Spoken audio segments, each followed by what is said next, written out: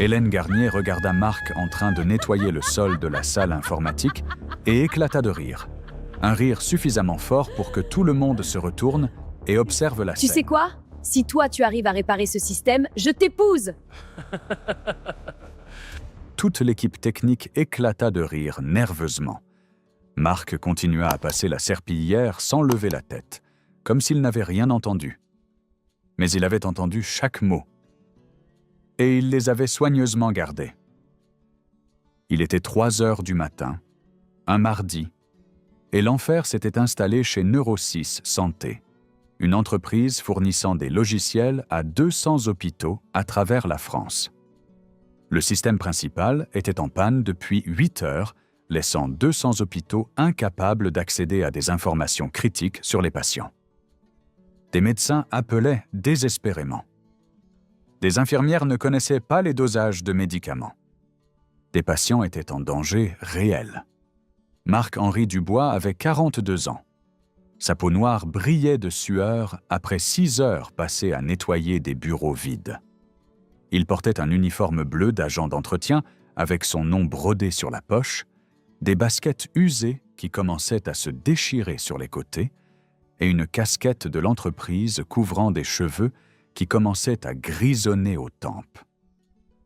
Il poussait un chariot métallique rempli de produits de nettoyage, tout en essayant de rester invisible au milieu du chaos. Mais aujourd'hui, l'invisibilité ne fonctionnait pas. La salle des serveurs bouillonnait de personnes désespérées, 8 membres de l'équipe technologique, tous les yeux rouges de fatigue, les cheveux en désordre à force de se passer les mains nerveusement, des tasses de café éparpillées sur chaque surface disponible. Les écrans affichaient des lignes de code que Marc pouvait lire parfaitement, mais qu'il prétendait ne pas comprendre pendant qu'il passait la serpillière autour d'eux. Et au centre du chaos se trouvait Hélène Garnier. La PDG de l'entreprise avait 38 ans, était blonde et portait encore une tenue de sport coûteuse, parce qu'elle était venue directement de chez elle lorsqu'on l'avait appelée à 22 heures pour lui dire que le système était tombé. Elle marchait de long en large comme un tigre en cage, visiblement furieuse. « 8 heures !» criait Hélène en marchant, la voix résonnant dans la salle. « 8 foutues heures et vous n'êtes même pas capable de me dire ce qui ne va pas. » Richard Moreau, le directeur technique de 35 ans que Marc voyait tous les jours, mais avec qui il n'avait jamais échangé un mot, semblait au bord d'un effondrement nerveux complet. « Hélène, s'il te plaît, nous essayons tout ce que nous savons, » répondit Richard d'une voix fatiguée, passant la main sur son visage. « Nous avons redémarré les serveurs 3 fois. Nous avons vérifié la base de données ligne par ligne. »« Je ne veux pas entendre la liste de ce que vous avez essayé, » l'interrompit Hélène brusquement, en se tournant vers lui. « Je veux des solutions. Les hôpitaux m'appellent toutes les 5 minutes en menaçant de poursuites. Les patients sont en danger parce qu'ils ne peuvent pas accéder aux informations médicales. Si les médias découvrent cela, nous serons détruits. » Marc continua à nettoyer en silence, se déplaçant discrètement entre les bureaux et vidant les poubelles débordantes de gobelets jetables. Pour tous ceux présents, il était apparemment invisible, simplement une fonction qui maintenait le bureau propre, pas une personne méritant reconnaissance ou même un simple bonjour. L'une des programmeuses, une jeune femme aux lunettes épaisses, que Marc savait s'appeler Marianne, il avait vu son nom sur son badge, se mit à pleurer silencieusement devant son ordinateur. « Je n'en peux plus, » dit Marianne d'une voix brisée, essuyant ses larmes du revers de la main.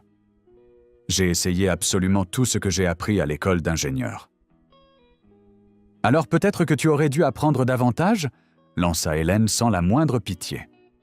C'est à ce moment-là qu'Hélène se retourna trop brusquement et faillit percuter Marc, qui vidait une poubelle à proximité.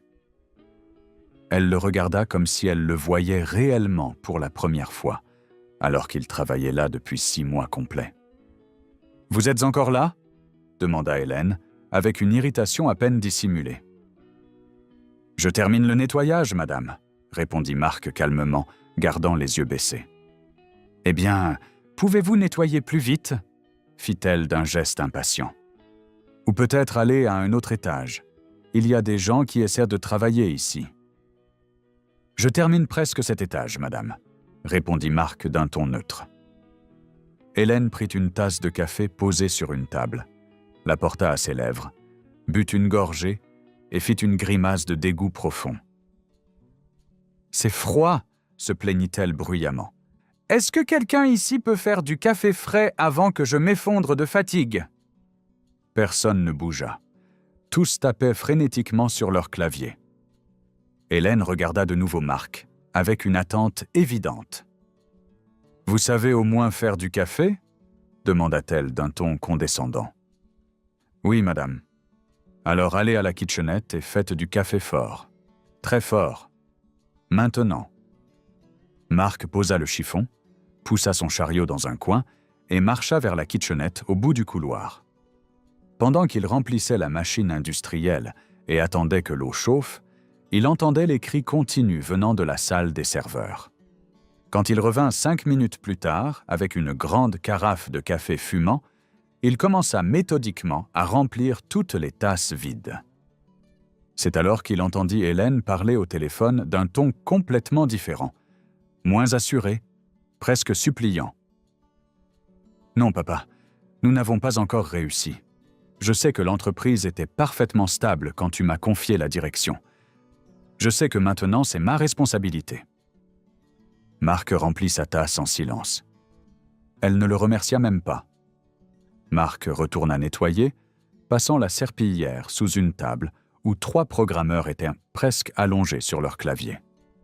Il jeta un coup d'œil discret aux écrans et vit exactement l'erreur critique. Il savait où se trouvait le problème. Il connaissait la solution. Mais il ne dit rien. Parce que qui croirait un agent d'entretien de nuit face à des diplômés d'universités prestigieuses? « C'est complètement impossible !» cria soudain un jeune programmeur en frappant la table. « J'ai relu ce code 10 fois, il n'y a aucune erreur visible. »« Alors explique-moi pourquoi ça ne fonctionne pas !» hurla Hélène. C'est à ce moment qu'elle se tourna de nouveau vers Marc. Un sourire malicieux apparut. « Tu sais quoi ? Puisque absolument personne ici n'arrive à résoudre ce problème, peut-être qu'on devrait lui demander. » Elle pointa directement Marc du doigt. « Je parle sérieusement. Hé, monsieur qui lave le sol, vous savez réparer des ordinateurs complexes ?» Un silence gênant s'installa. Marc leva lentement les yeux. « Non, madame. »« Non ?» Hélène feignit une surprise exagérée. « Parce qu'il est clair que mes spécialistes hautement formés n'y arrivent pas. » Des rires nerveux éclatèrent. « Je vais faire une proposition, » continua Hélène théâtralement. « Si vous, » elle le pointa encore, « réparez ce système que 8 ingénieurs qualifiés n'ont pas pu résoudre en 8 heures, je vous épouse. » Cette fois, les rires furent francs. Imaginez le titre. Agent d'entretien de nuit répare système que diplômés d'élite n'ont pas réussi à corriger.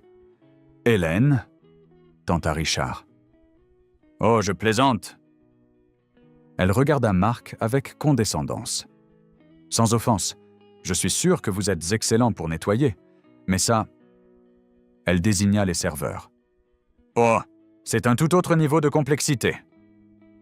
Marc baissa les yeux, mais dans son esprit, il connaissait déjà la solution. « Je comprends parfaitement, madame, » dit Marc en gardant un ton absolument calme et neutre. « Tu comprends ?» Hélène éclata de rire en secouant la tête. « J'en doute sérieusement, je parie que tu sais à peine allumer un ordinateur correctement. » Le premier programmeur rit, puis un autre se joignit à lui. Très vite, toute l'équipe riait, pas nécessairement par méchanceté délibérée, mais par pure exhaustion émotionnelle et nerfs à vif après 8 heures d'échecs continus. Marc se contenta de retourner nettoyer le sol en silence. Son visage resta complètement neutre et impassible. Ses mains continuaient à tenir fermement le chiffon humide, le passant méthodiquement sur le marbre. Mais Hélène n'en avait pas terminé. Elle prit la tasse de café que Marc venait de servir, porta la tasse à ses lèvres, but une longue gorgée et fit une grimace de profond dégoût. C'est un café absolument horrible, protesta Hélène suffisamment fort pour que tout le monde entende, la voix pleine de mépris. Tu n'es même pas capable de faire une chose simple comme un café correct. Elle commença à marcher vers la porte, apparemment pour jeter le café, mais passa accidentellement, beaucoup trop près du vieux sac à dos de Marc, posé contre le mur, bien à l'écart du passage. Et alors elle trébucha d'une manière théâtrale évidente, renversant tout le contenu chaud de la tasse directement sur le sac. « Oups, quelle maladroite je suis !» s'exclama-t-elle sans la moindre trace de regret sincère dans la voix. Le café chaud imbiba complètement le tissu usé du sac. Le liquide sombre coula sur les côtés, pénétrant à l'intérieur par la fermeture éclair entr'ouverte. Marc ferma les yeux pendant une seconde longue, respirant profondément et délibérément pour contrôler les émotions qui menaçaient de déborder. Puis rouvrit les yeux. « Ce n'est pas un problème, madame, » dit-il d'une voix maîtrisée. « Je vais nettoyer cela tout de suite. » Il marcha jusqu'au sac trempé et ouvrit complètement la fermeture éclair pour évaluer l'étendue des dégâts causés par le café. Et c'est à ce moment que le carnet tomba. Un Moleskine noir, couverture en cuir véritable usée par des années d'usage intensif, coins écrasés et pliés, pages jaunies par le temps. Le carnet tomba sur le marbre, avec un son sourd qui sembla étrangement plus fort qu'il ne l'aurait dû. Hélène se baissa et ramassa le carnet avant que Marc ne puisse l'atteindre. « Qu'est-ce que c'est ? Ton journal intime ?» demanda-t-elle en l'ouvrant sans la moindre permission. Sur la première page, écrit d'une écriture soignée et appliquée qui n'était clairement pas celle de Marc, se trouvait une dédicace. « Pour mon fils Marc, le jour spécial où il entre au MIT. Note tout ce que tu apprends, mon fils. Le savoir est la seule chose que personne ne pourra jamais te retirer. Avec toute ma fierté, papa. Août 1999. » Mais Hélène ne prit même pas la peine de lire la dédicace attentivement. Elle passa directement aux pages suivantes, feuilletant rapidement.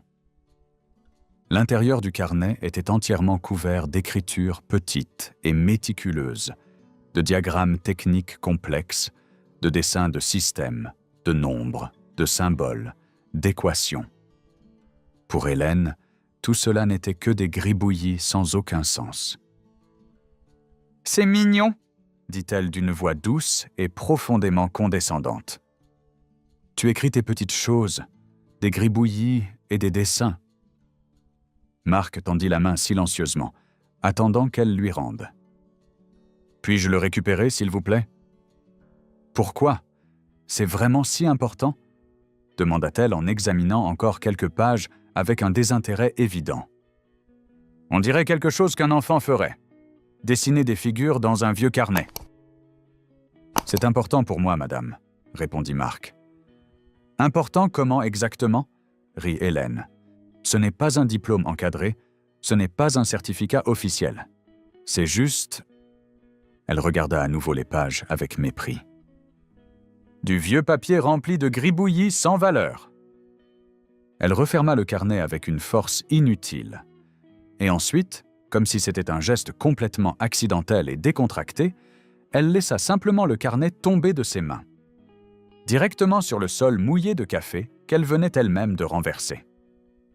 La couverture en cuir frappa le marbre avec un bruit sourd et final. Le café commença immédiatement à pénétrer par les bords, tachant les pages anciennes. « Oups !» dit Hélène, d'une voix totalement vide d'émotions réelles.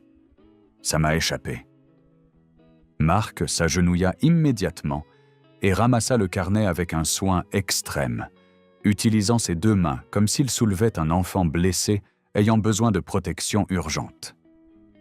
Il essuya le café de la couverture, taché avec la manche de son propre uniforme. Ses mains tremblaient visiblement maintenant. Pas de peur. De rage contenue si profonde et viscérale qu'elle lui faisait physiquement mal à la poitrine. Parce que ce carnet n'était pas juste un carnet.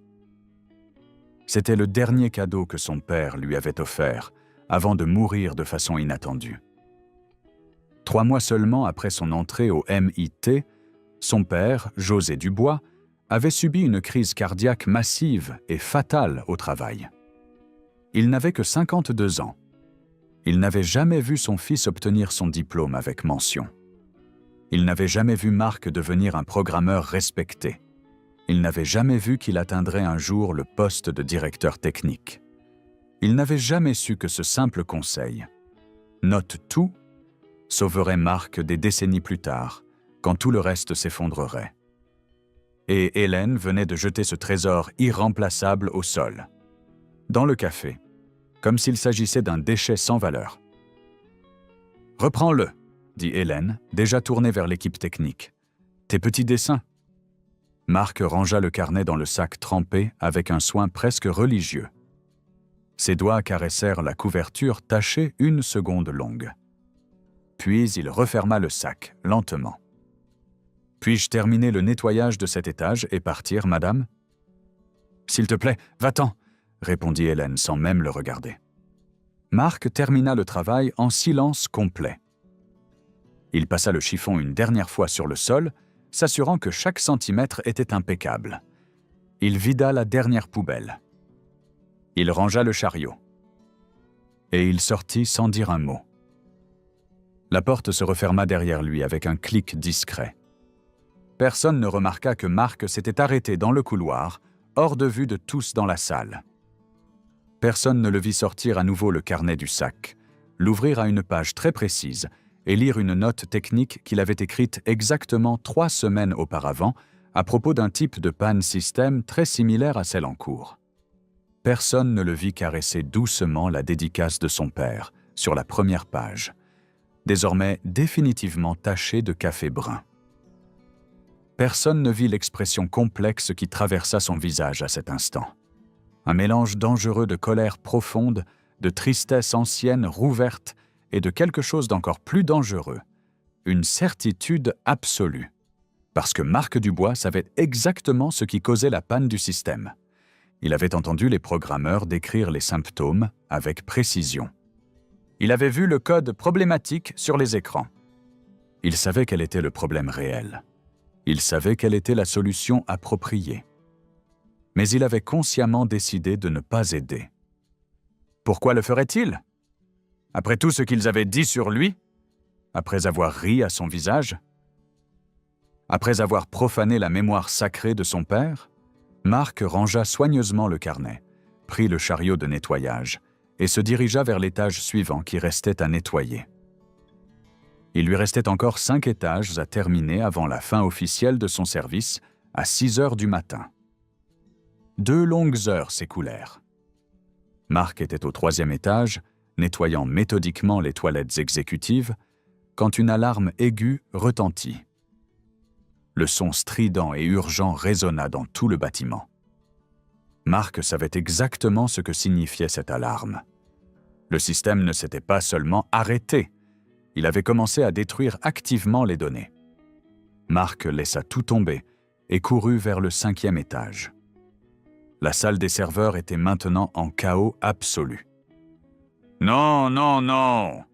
cria un programmeur en se tenant la tête. « La base de données se corrompt en temps réel. On perd des informations chaque seconde. »« Qu'est-ce que ça signifie exactement ?» hurla Hélène. « Ça signifie que tous les dossiers patients sont en train d'être systématiquement effacés. Historique médical complet, allergies, médicaments, absolument tout !» expliqua Richard, la voix tremblante. « Alors arrêtez ça immédiatement !»« On ne peut pas !» cria un autre. « Le système est entré dans une boucle destructive. Plus on tente d'intervenir, plus ça détruit vite. » Hélène prit son téléphone avec des mains tremblantes. « Je vais devoir appeler personnellement les 200 hôpitaux, leur dire qu'ils vont perdre définitivement toutes les informations patients. Mon Dieu, ils vont nous poursuivre jusqu'à ce qu'il ne reste plus rien de cette entreprise. » Marc observa depuis la porte. Il comprit immédiatement la situation. Il vit le désespoir réel sur les visages. Il vit des personnes compétentes atteindre leurs limites. et il vit sur un écran secondaire la liste complète des hôpitaux connectés. Un nom attira immédiatement son attention. Hôpital municipal Sainte-Croix. L'hôpital où Laura suivait son traitement pour l'asthme. Là où tout son historique médical était stocké. Toutes ses allergies documentées. La mention claire de son allergie sévère à la pénicilline. Le dosage exact de corticoïdes qui fonctionnait pour elle. Si ces données disparaissaient, les médecins ne sauraient pas. Marc pensa à tous les enfants exactement comme Laura. Il pensa aux personnes âgées fragiles, atteintes de diabète, dépendant de dosages précis. Il pensa aux patients atteints de cancer en traitement délicat. Et il réalisa avec une clarté cristalline. Ce n'était pas à propos d'Hélène. Ce n'était pas à propos de l'équipe qui avait ri cruellement de lui. C'était à propos de centaines de personnes complètement innocentes qui subiraient de graves conséquences si le système continuait à échouer. Mais une autre partie de lui, la partie blessée et fatiguée par des années d'humiliation, murmurait avec insistance « Pourquoi toi ? Pourquoi est-ce toujours toi qui dois être le héros non reconnu ? Laisse-les gérer seuls le chaos qu'ils ont créé. » Marc se tourna pour partir définitivement. Il fit 3 pas vers l'ascenseur. Il s'arrêta. Il s'appuya contre le mur froid du couloir, complètement hors de vue de la salle. Il sortit son téléphone de sa poche. Il avait enregistré le numéro de la Direction générale des opérations, automatiquement sauvegardé d'un email que tous les employés avaient reçu des mois auparavant. Il pouvait appeler maintenant. Expliquer qu'un problème technique critique était en cours. Dire qu'il devait immédiatement appeler une société de conseil externe spécialisée. Transférer clairement la responsabilité écrasante à quelqu'un d'autre. Le doigt de Marc resta suspendu au-dessus du bouton d'appel. Il suffisait d'un seul geste. Il suffisait de transférer la responsabilité à quelqu'un d'autre. Il suffisait simplement de partir et de laisser les autres résoudre le problème qu'ils avaient créé. Marc regarda l'écran du téléphone. La photo en arrière-plan était celle de Laura, souriant largement, tenant un petit trophée doré de l'école. Meilleur élève en mathématiques, CE2, était gravé sur le trophée. Elle avait seulement 8 ans sur cette photo. 1 an auparavant. Avant que le juge n'accorde la garde exclusive à sa mère. Avant que Marc ne soit réduit à voir sa fille une seule fois par mois lors de visites supervisées. « Papa, quand est-ce que tu pourras venir me chercher pour de vrai ?» Laura avait demandé lors du dernier appel téléphonique douloureux. « Bientôt, princesse. Très bientôt. Quand papa aura arrangé toutes les choses. » « Mais tu promets pour de vrai. Tu tiens toujours tes promesses. » Marc tenait toujours ses promesses. C'était exactement ce que son père lui avait enseigné depuis l'enfance. Un homme n'est que sa parole, Marc. Peu importe à quel point la situation devient difficile, tu tiens toujours ce que tu as promis. Marc regarda le sac où le carnet taché de café était rangé. Le carnet que son père lui avait donné 24 ans plus tôt. Le savoir est la seule chose que personne ne peut jamais te retirer. Mais ce n'était pas totalement vrai. Ils avaient essayé de lui retirer son savoir.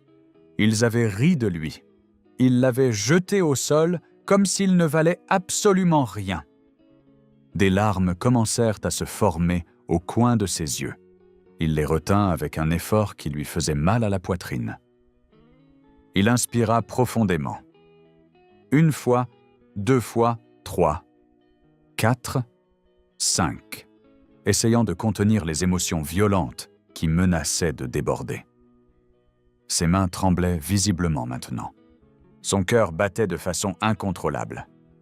L'envie d'appuyer sur ce bouton et de transférer le problème à quelqu'un d'autre était presque irrésistible.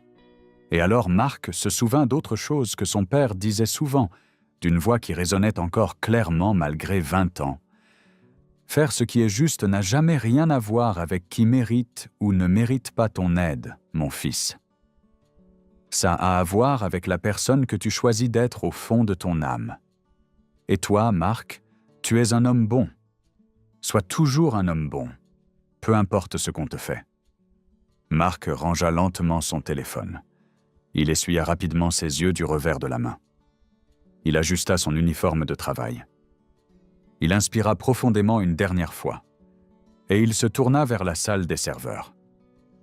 Pas parce qu'Hélène méritait son aide, pas parce que l'équipe qui avait ri méritait d'être sauvée, mais parce que lui, Marc-Henri Dubois, fils de José Dubois, n'était pas le type d'homme qui laissait des enfants innocents souffrir à cause d'un orgueil blessé.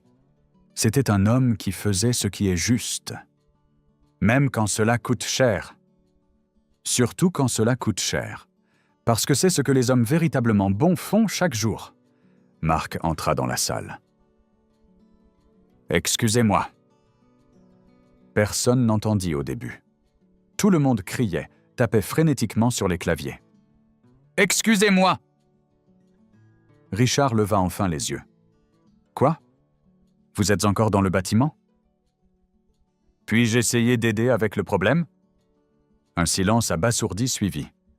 Puis un rire incrédule éclata. « Vous? Nous aider? Je sais programmer. » « Programmer ?» Un autre éclata de rire. « On parle d'un système hospitalier distribué extrêmement complexe. Vous n'avez aucune idée de ce dont vous parlez. » Je sais exactement de quoi je parle. Hélène s'approcha, incrédule et irritée. La blague était drôle la première fois. Ce n'est vraiment pas le moment pour plaisanter. Je ne plaisante pas. Je sais exactement ce qui ne va pas avec le système. Et je sais exactement comment le réparer. Comment pourriez-vous possiblement le savoir? Parce que j'ai passé les 8 dernières heures à vous écouter décrire les symptômes avec précision. Et j'ai immédiatement reconnu le schéma. Richard le regarda attentivement, les yeux épuisés mais avec une lueur d'intérêt réel. Quel schéma exactement? Le système plante complètement quand plusieurs utilisateurs différents tentent d'accéder et de modifier la même information en même temps. Il commence lentement, puis accélère de façon exponentielle. Et maintenant, il est entré dans une boucle destructive en tentant de se corriger seul. Un silence total tomba sur la pièce. « C'est exactement ce qui se passe, » murmura Richard. « Comment savez-vous cela? » Parce que j'ai déjà vu et résolu ce problème précis auparavant. « Où? En faisant quoi? » Marc hésita un instant long. Puis il décida de révéler.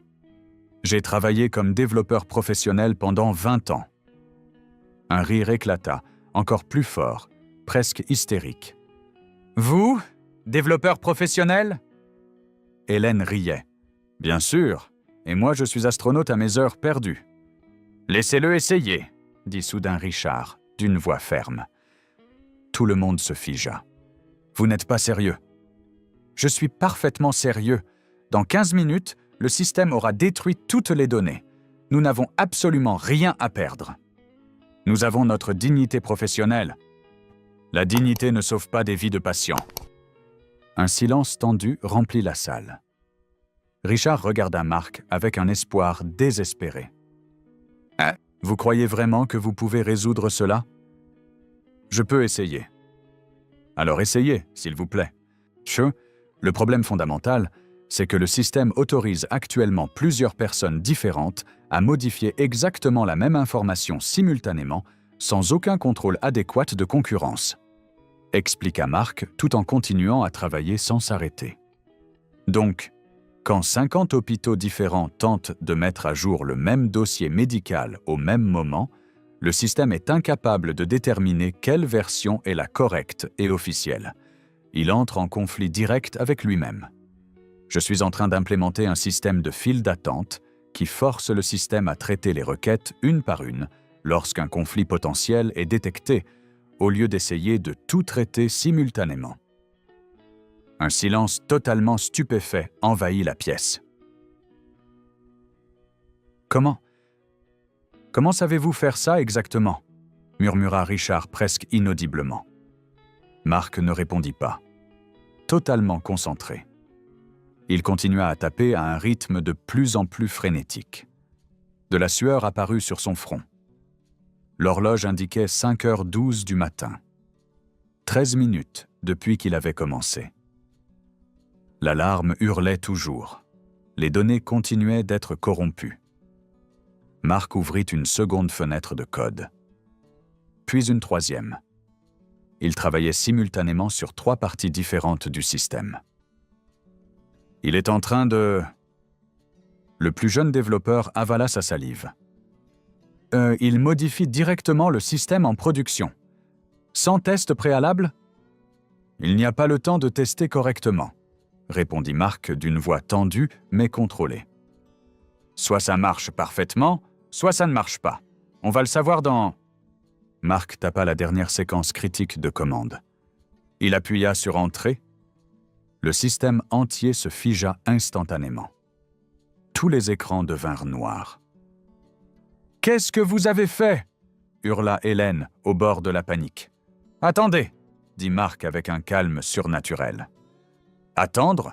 Vous venez de tout casser définitivement. »« Attendez !» répéta Mark. 5 secondes. Qui semblèrent une éternité. 10. 15 interminables secondes. Puis les écrans se rallumèrent. Un par un, tout vert, fonctionnel. L'alarme s'arrêta brutalement. Des messages apparurent en cascade. Système restauré avec succès. Connexion rétablie. Intégrité des données. 99,97%. Opération normale reprise. Non, murmura Marianne, en état de choc absolu. Ah, ce n'est pas possible. Richard vérifia frénétiquement plusieurs moniteurs. Le système est complètement en ligne, annonça-t-il d'une voix tremblante d'émotion. Tous les hôpitaux se reconnectent avec succès. Les données sont intactes. Il l'a vraiment fait. Richard se tourna lentement vers Mark, la bouche encore ouverte. Comment? Mark sauvegarda méthodiquement son travail, ferma toutes les fenêtres de code et se leva calmement. Je l'ai expliqué avant de commencer, dit-il. Le système ne gérait pas correctement les utilisateurs simultanés. J'ai implémenté une file d'attente séquentielle en cas de conflit au lieu d'un traitement simultané qui provoquait l'effondrement. Le silence resta lourd. Puis Richard posa la question que tout le monde voulait poser. « Qui êtes-vous réellement » Mark regarda Richard. Puis toute l'équipe. Puis enfin Hélène. « Je m'appelle Marc-Henri Dubois », commença-t-il d'une voix claire. Diplômé du Massachusetts Institute of Technology en 2003 en informatique. J'ai travaillé 20 ans comme développeur professionnel. Mon dernier poste, avant de tout perdre, était directeur technique d'une start-up spécialisée en gestion distribuée de données. L'entreprise a fait faillite en septembre 2020 pendant la pandémie. Depuis, il regarda son uniforme bleu. Je travaille là où je trouve du travail. Un rire nerveux éclata. MIT? Répéta le jeune développeur. Le MIT? L'une des meilleures universités du monde en technologie? La même, confirma Mark. Et vous travaillez comme agent d'entretien de nuit? Quelqu'un doit nettoyer les bureaux et j'ai des factures à payer. Hélène le regardait comme si elle voyait un fantôme. Vous étiez directeur technique et vous travaillez comme agent d'entretien? J'étais directeur. Maintenant, je suis agent d'entretien. Mais pourquoi ne pas avoir trouvé un autre emploi dans la technologie? Parce qu'après avoir envoyé 120 CV en 6 mois et reçu exactement 3 réponses, toutes négatives, on comprend que le marché ne veut pas d'un développeur de 42 ans, répondit Mark calmement, mais avec un poids réel. Il veut des jeunes de 25 ans qui acceptent un salaire plus bas et ne posent pas de questions. Richard passa la main sur son visage. Et la start-up? Mark inspira profondément. Mars 2020, début de la pandémie. Tous nos clients ont annulé leurs contrats. Tous les investisseurs se sont retirés. Nous avons essayé de tenir 6 mois. Impossible. Nous avons fermé en septembre. J'avais investi toutes mes économies dans l'entreprise. J'ai tout perdu. Il marqua une pause. Puis le divorce. Ma femme n'a pas supporté la pression d'être mariée à un homme endetté et sans emploi. Le juge a accordé la garde totale de notre fille. Il a estimé que je n'avais pas la stabilité financière adéquate. Depuis 2 ans, j'accepte tout. Livraison, VTC, mission ponctuelle de programmation. Mais ça ne suffisait pas pour payer pension et loyer. Quand j'ai vu l'offre d'agent d'entretien ici, 1 500 € par mois garantis, j'ai accepté. Un silence lourd suivit. Hélène prit son téléphone. « Vous avez un profil professionnel en ligne ?»« LinkedIn, pas mis à jour depuis quelques années. »« Nom complet ?»« Marc-Henri Dubois. » Elle tapa rapidement. Ses yeux s'agrandirent. « Vous avez 18 certifications professionnelles différentes ?» 18, en réalité. J'ai obtenu la dernière le mois dernier. Et plus de 250 projets publiés. 256 actuellement, corrigea Marc. Je travaille dessus pendant mon temps libre. Temps libre? Vous travaillez de 20h à 6h du matin. De 6 à 14h, je dors le minimum. De 14 à 19h, je programme, je prends des missions et j'étudie. Toujours. Il toucha le sac. Tout ce que j'apprends depuis 1999 est noté là-dedans. 24 ans de notes. Richard regardait son téléphone. « Vous avez fait la conférence principale à DevConf 2018 ? J'y étais.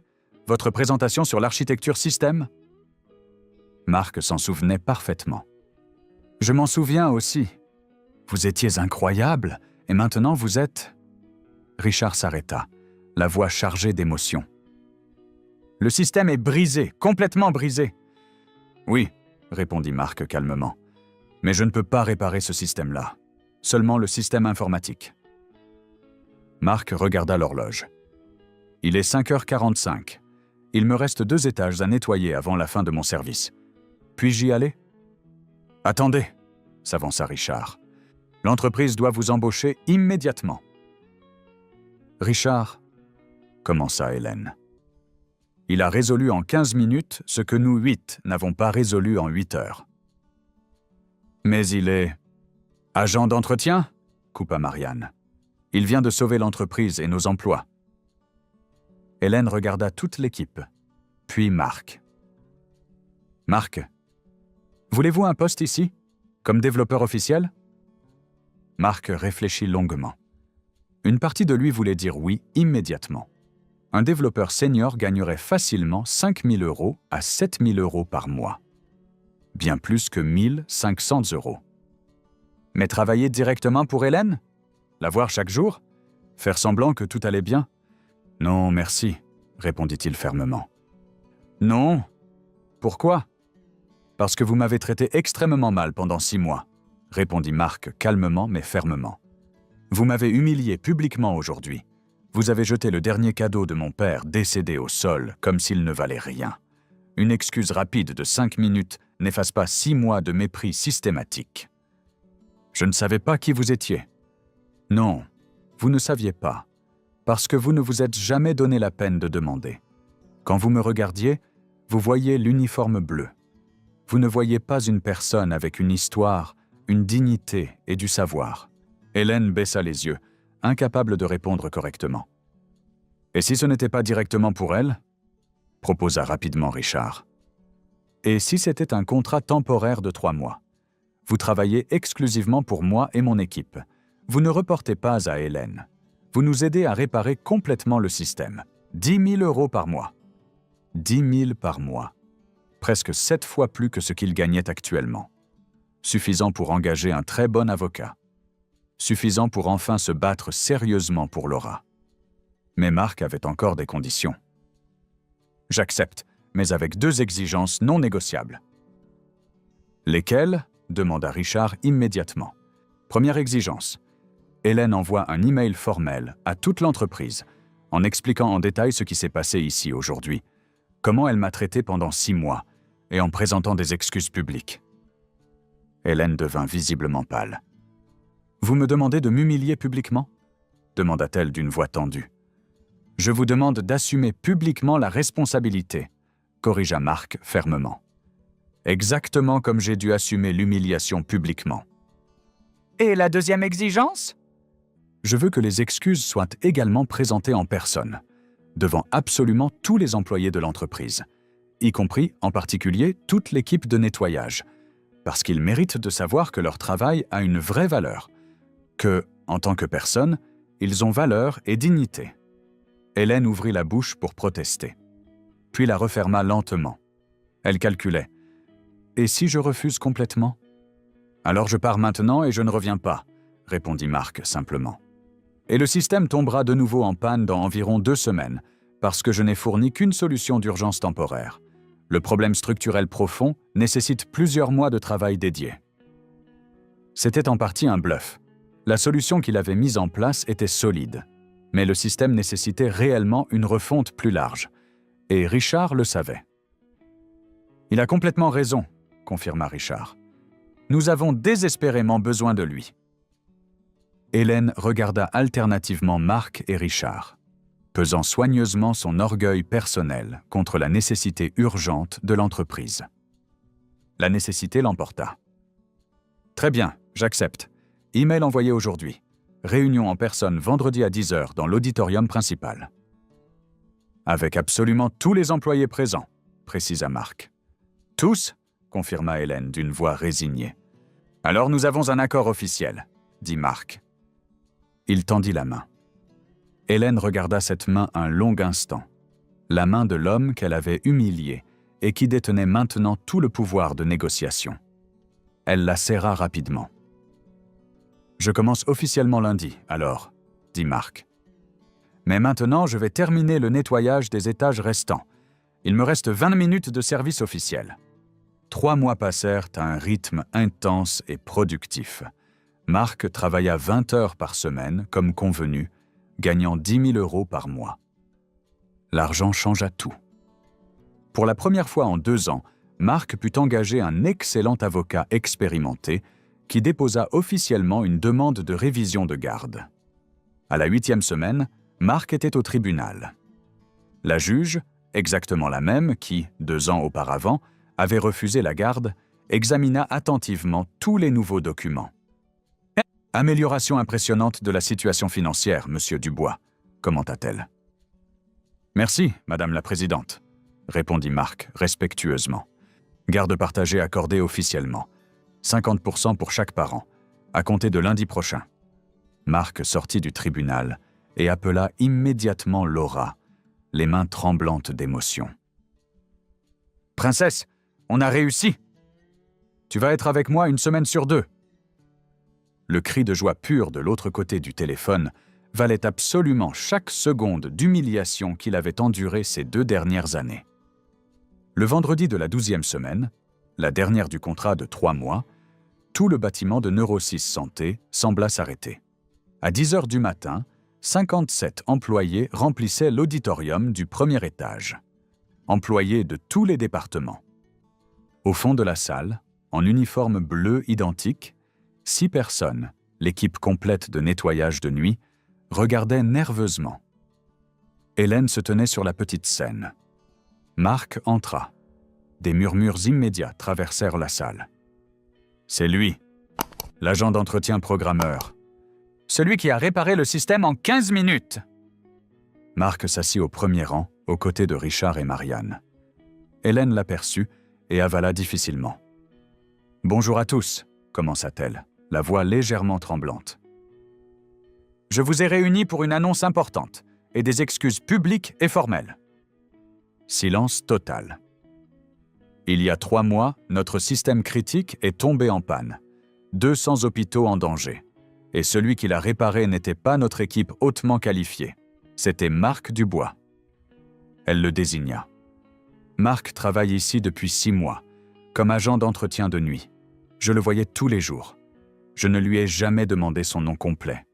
Je ne lui ai jamais dit bonjour. Je ne l'ai jamais reconnu comme être humain complet. Sa voix commença à se briser. Et quand le système est tombé en panne, j'ai fait une plaisanterie cruelle. J'ai dit que si lui le réparait, je l'épouserais. J'ai ri. Toute l'équipe a ri. parce que cela semblait absurde qu'un simple agent d'entretien puisse faire ce que des diplômés d'écoles prestigieuses ne pouvaient pas faire. Elle regarda Marc, les yeux humides. Mais Marc n'est en aucun cas seulement un agent d'entretien. Il est diplômé du MIT, 20 ans d'expérience, ancien directeur technique. Il a tout perdu pendant la pandémie et a accepté un travail de nettoyage pour survivre. Et moi, je l'ai traité comme invisible. Des soupirs traversèrent la salle. Et pire encore, j'ai renversé du café sur son sac.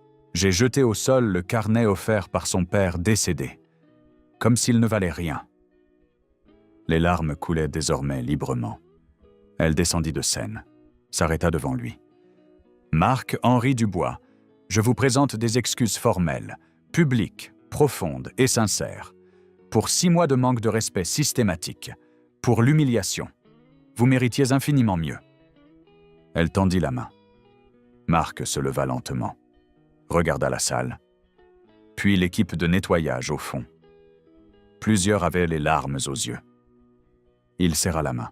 « J'accepte les excuses formelles, mais le changement réel ne se fait pas avec de belles paroles prononcées une seule fois. Il se fait avec des actions quotidiennes et cohérentes. Prouvez-le. » « Je le prouverai, » promit Hélène. Les applaudissements éclatèrent. Ils commencèrent timidement, puis s'amplifièrent. Toute la salle debout. L'équipe de nettoyage applaudit le plus fort. Parce que, pour la première fois de leur vie professionnelle, quelqu'un les avait vus. Vraiment vus. Cette nuit-là, Laura attendait à la porte. « Papa, tu as réussi ?» Marc s'agenouilla et la serra fort. « Oui, princesse. » Mais ce n'était pas une question de poste, ni de salaire, ni de prouver qu'il était meilleur. C'était une question de ne jamais cesser d'être l'homme que son père lui avait appris à être. Un homme qui fait ce qui est juste, même quand personne ne regarde. Et cette nuit-là, à 3 heures du matin, quand il aurait pu partir, il a choisi de rester. Et ce choix a tout changé. Et si vous êtes arrivé jusqu'ici dans la vidéo, commentez « Agent d'entretien programmeur » pour que je puisse vous laisser un joli cœur. Partagez pour rappeler que tout le monde mérite le respect et laissez un like pour soutenir notre travail. Abonnez-vous pour recevoir toujours plus d'histoires comme celle-ci.